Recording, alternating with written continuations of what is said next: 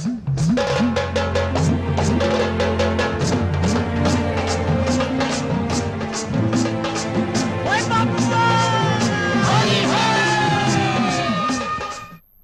के बाद एक बार फिर से आप सभी का स्वागत है हमारे इस खास कार्यक्रम शुभ होली में। तो चलिए एक बार फिर से जानते हैं पंडित जी को कि किस तरह हम अपनी होली को शुभ बना सकते हैं। पंडित जी, माना जाता है कि जिनकी कुंडली में दरिद्र योग या ग्रहण योग या फिर पितृ श्राप होता है, उन्हें कुछ अलग तरह से पूजा करनी चाहिए आज। तो वो लोग किस तरह आज पूजा करें? जी देखिए, बहुत अच्छा प्रश्न है।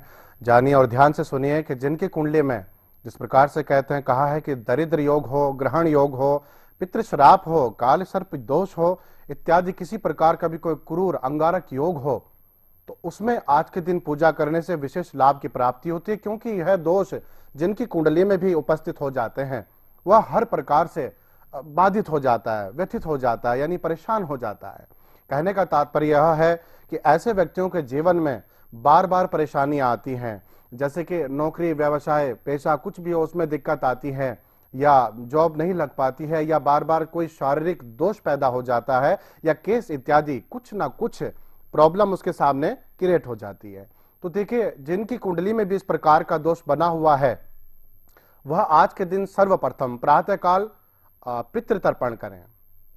पितृतर्पण आप किसी ब्राह्मण से, श्रेष्ठ ब्राह्मण से भी करा सकते हैं, और अगर नहीं करा सकते तो आप स्वयं भी इस पितृतर्पण को कर सकते हैं। इसकी विधि है, मैं आपको बताता हूं, ध्यान से सुनिएगा। पितृतर्पण करने के लिए सर्वप्रथम जरूरी होता है कि आप शुद्ध चित्त होकर, शुद्ध स्नान करके कुशा के आसन पर पूर्वाभिमुख होकर के बैठें, पूर्व की तरफ मुंह करके बैठें, और अपने सामने जल से भरा एक लोटा और एक भिगोना रखें। अपने हाथ में काले तिल लेकर आप संकल्प कर सकते हैं। अपना संकल्प, अपना नाम और गोत्र, अपने पूर्वजों का नाम लेकर के आपको यह तर्पण करना होता है। उसकी विधि यह होती है कि आप एक हाथ में लोटा लेकर के और दूसरे हाथ में आप जल डालेंगे। तो जल डाल करके आप तर्पण करेंगे, और इसके साथ साथ, तर्पण के साथ साथ आपको गायत्री मंत्र का जाप 11 बार और कम से कम 7 बार ओम नमो भगवते वासुदेवाय का जाप करना होता है। इससे आपकी कुंडली में मुख्यतः कोई ग्रहण योग हो, काल सर्प योग हो, या अन्य प्रकार का कोई भी पितृ दोष हो, या पितृ श्राप हो, भ्रातृ श्राप हो, मातृ श्राप हो, किसी प्रकार का भी अगर कोई श्राप आपकी कुंडली में होता है तो आपको उसमें बड़ी राहत मिलती है, बड़ी शांति मिलती है। और यह गायत्री मंत्र और नमो भगवते वासुदेवा, क्योंकि ब्रह्म गायत्री मंत्र होता है और पितृ गायत्री मंत्र होता है, दोनों से पितरों को, वो जिस लोक में, यही लोक में हो या उस लोक में हो, वहां पर उनको बड़ी शांति मिलती है। और देखा जाता है, क्योंकि अन्न, धन, स्त्री, पुत्र, पौत्र इत्यादि को देने वाले हमारे पूर्वज ही होते हैं, और इस क्रिया को करने से, इस तर्पण को करने से आज के दिन कहते हैं कि अगर हम और दिन इस पूजा को करते हैं तो हमें 50 गुना या 100 गुना उसका लाभ प्राप्त होता है। परंतु आज के दिन अगर हम तर्पण करते हैं, पितृ तर्पण करते हैं, गायत्री मंत्र का जप करते हैं, नमो भगवते वासुदेवाय का जाप करते हैं, तो कहते हैं कि करोड़ों गुना फल, यानी तीर्थ में किया हुआ पुण्य आपको अपने घर पर ही मिल जाएगा। नारायण का स्मरण और पितृ तर्पण करने से आपकी सभी व्याधियां, काफी व्याधियां मतलब जो है दूर हो जाएंगी, और आपको यह महसूस भी देगा। आज के दिन जरूर पितरों का तर्पण करना चाहिए, ब्राह्मण भोजन करवाना चाहिए, इत्यादि कुछ भी दान संबंधी कुछ भी सामग्री आप अपने पास से करेंगे तो आप पर नारायण की विशेष कृपा होगी, इसका लाभ बहुत ज्यादा मिलता है। तो यह तर्पण अवश्य करना चाहिए। पंडित जी, एक संशय हम सभी के मन में रहता है कि होली और दिवाली पर अक्सर जो ऊपरी हवाएं होती हैं वो ज्यादा सक्रिय हो जाती हैं। तो अगर ये बात सच है तो एक बार हमारे दर्शकों को बताइए कि वो इससे कैसे बच सकते हैं, इसका निदान क्या है? बिल्कुल बिल्कुल। देखिए, हम घरों में अवश्य बातें करते हैं, सभी घरों में यह बातें होती है। हमारे पास भी बहुत सारी बातें ऐसे आते हैं, गुरुजी, कि होली का समय आ गया है या दीपावली का समय आ गया है और इस समय में कोई उल्टा सीधा ना कर दे, जैसे मान्यता है। ठीक है, चाहे वो ग्रहों के हिसाब से होता है या ऐसी प्रथा है भी, वो अपनी अपनी आप बीती होती है, लेकिन हाँ, इस समय में कुछ बुरी शक्तियां जरूर उजागर हो जाती हैं और इससे हर जगह से बचना चाहिए। जैसे कि कई बार लोग मीठा खाकर बाहर निकल जाते हैं, फिर उनको परेशानी होती है, तो इस समय में इस बात का विशेष ध्यान रखना चाहिए। कभी कभी क्या होता है कि ग्रहों पर भी डिपेंड करता है, जब हमारे ग्रह डाउन होते हैं या कमजोर होते हैं तो इस समय में भी कुछ शक्तियां हम पर अटैक कर सकती हैं, तो इसलिए बचना चाहिए। इसके लिए समाधान सर्वप्रथम मैंने पहले भी कहा है कि अपने इष्ट देव की पूजा अवश्य करें, रोजाना करें, अपने इष्ट देव की पूजा करें, माता पिता का आशीर्वाद लें, और साथ ही साथ अगर इस तरह की परेशानी किसी व्यक्ति को होती है तो उसके लिए मैं एक बहुत छोटा उपाय बताता हूं कि अनार का जो फल होता है, अगर किसी पर इस प्रकार का असर है तो मैं उसके लिए दोबारा ये उपाय बता रहा हूं, ध्यान से सुनिएगा। एक अनार के फल को काट करके उसके 4 भाग हो जाएंगे, अलग नहीं होना चाहिए अनार, एक ही जगह होकर के उसके 4 भाग होकर के। और जिस व्यक्ति को यह असर है, अगर नहीं भी है तो भी आप यह कर सकते हैं, सभी लोग उसको मस्तक पर लगा करके या जिसको कोई प्रॉब्लम इस प्रकार की हो उसके सिर से घुमा करके एंटी क्लॉक 7 बार, और इसको जो है चलते दरिया में, कोई नदी हो, पानी हो या तालाब हो, उसमें आप विसर्जित कर सकते हैं। तो इस प्रकार की परेशानियों से आप हमेशा दूर रहेंगे। दूसरी बात, दूसरा निदान आप अपने घर पर ही कर सकते हैं। अगर इस प्रकार की कोई परेशानी है तो भी कर सकते हैं, और नहीं है तो भी कर सकते हैं, क्योंकि बहुत अच्छा माना जाता है। आप पीली सरसों, गूगल और लोबान थोड़ा थोड़ा लेकर के उसको पीस करके और एक उपले को जला लें। उस उपले में आप इन तीनों चीजों को डाल दें शाम के समय। ध्यान रहे, शाम के समय यह चीज काम करना आरंभ करती है। संध्या अस्त समय, यानी कि सूर्य अस्त होता हो और अस्त काल में, अस्त काल के थोड़ा बाद भी कर सकते हैं, उस समय में आप इस धुनी को अपने घर में रखें या घर में घुमाएं। तो इससे कहा जाता है कि अगर कोई भी नेगेटिव शक्ति या नकारात्मक शक्ति उस समय हमारे घर में प्रवेश करती है, क्योंकि वास्तु का भी एक उपाय माना जाता है। साथ साथ आपने जो प्रश्न किया ऊपरी हवा, इसके साथ साथ ये वास्तु का भी प्रश्न है। वास्तु का भी उपाय है कि आप अपने घर में इस चीज की ध्वनि दें, इसका धुआं घुमाएं, तो घर में अगर जो भी नकारात्मक शक्ति है वह दूर हो जाती है, परे हो जाती है, और ग्रहों को भी बल मिलता है। और उसके बाद अपने दक्षिण दिशा में, घर के दक्षिण दिशा में कहीं भी इस उपले को आप रख सकते हैं, वो जलता रहेगा।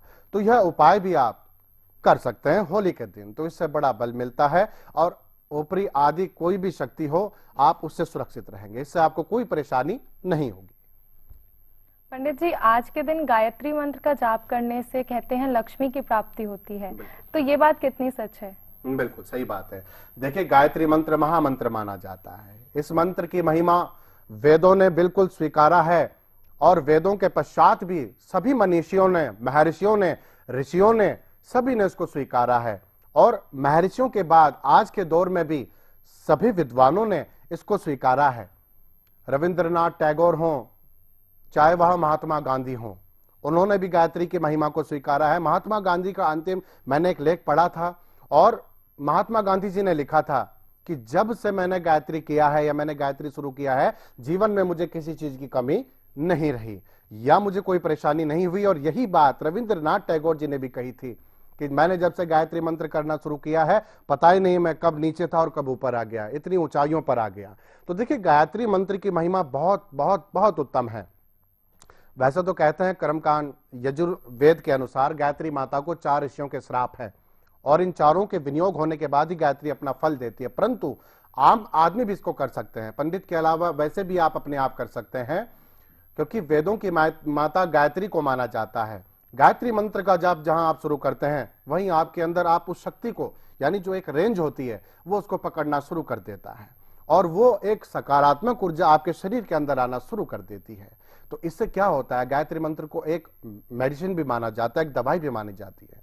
किससे कहते हैं कि हमारा हृदय, हार्ट, हमारा लीवर, हमारा पेट, हमारा मस्तिष्क सक्रिय हो जाता है, काम करना शुरू कर देता है। और साथ ही साथ गायत्री मंत्र के जाप से भगवान नारायण, भगवान शिव और सभी माताएं, आदि शक्ति मां दुर्गा, भवानी भी प्रसन्न होती है और आपका एक कवच बना देती है। आपने कई बार देखा होगा कि भाई कई बार एक्सीडेंट होते हैं लोगों के, लेकिन उनमें कुछ लोग ऐसे होते हैं जो सुरक्षित बाहर निकल आते हैं। वो क्या है? वो एक शक्ति है।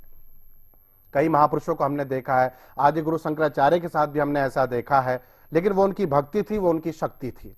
तो भक्ति में शक्ति होती है। कहने का तात्पर्य यह है कि गायत्री मंत्र में बहुत बहुत ज्यादा शक्ति है। आज के युग में भी गायत्री मंत्र तुरंत असरकारक है। आप करना शुरू कीजिए, आपको तुरंत ही इसका फल मिलना शुरू हो जाता है। तो माता लक्ष्मी की विशेष कृपा होती है। आज के दिन अगर गायत्री मंत्र होली के दिन, क्योंकि वैसे तो आप लोग चंदन की माला से करते होंगे, रुद्राक्ष की माला से करते होंगे, परंतु आज के दिन और दीपावली के दिन अगर कमल गट्टे की माला से आप यह गायत्री मंत्र करते हैं तो कई रोगों से निदान पाओगे, और साथ ही साथ धन वर्षा आपके ऊपर होगी, माता लक्ष्मी की कृपा होगी। पंडित जी, एक आखिरी सवाल और, कि जैसा कि हम जानते हैं कि त्योहारों पर दान पुण्य करने से एक विशेष लाभ मिलता है, तो एक बार राशियों के हिसाब से बता दीजिए कि हमारे दर्शक जो अलग अलग राशि के हैं उन्हें आज के दिन क्या दान करना चाहिए? बिल्कुल, देखिए समस्त राशियों को, वैसे तो हर राशि की अपनी एक दशा होती है, हर राशि की अपनी एक महादशा होती है उसके अनुरूप वहां पर उनको फल प्राप्त होता है। लेकिन आज के दिन समस्त राशियों के लिए मैं समाधान बताता हूं, उसको ध्यान से सुनिएगा।